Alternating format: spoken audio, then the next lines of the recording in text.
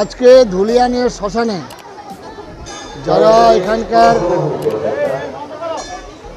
ধুলিয়ানের যারা কল্যাণ চিন্তা করেন, যারা ধুলিয়ানের মঙ্গল চিন্তা করেন, তারা মিলে একটা সুন্দর শ্মশান এখানে তৈরি হয়েছে, যা শুধু মুর্শিদাবাদ নয়, কয়েকটা জেলার মধ্যে সেরা।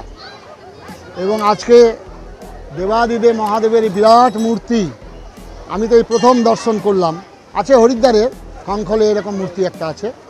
তো ধুলিয়ানবাসীর এটা সবাই পক্ষে সম্ভব নয় সেই হরিদ্বারে যাওয়া।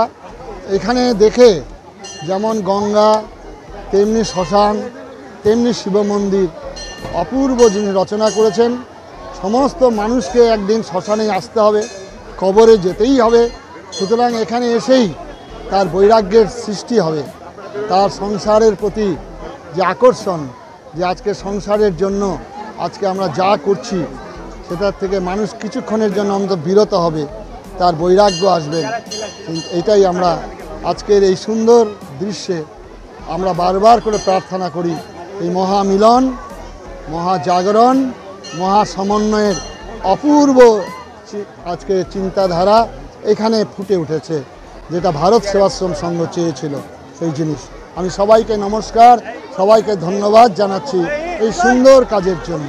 আসুন সমস্ত রকম ভেদাভেদ ভুলে, রাজনৈতিক দলমত নির্বিশেষে, জাতি ধর্ম নির্বিশেষে এই মহাশ্মশানে এসে আমরা একটু ধ্যান করি।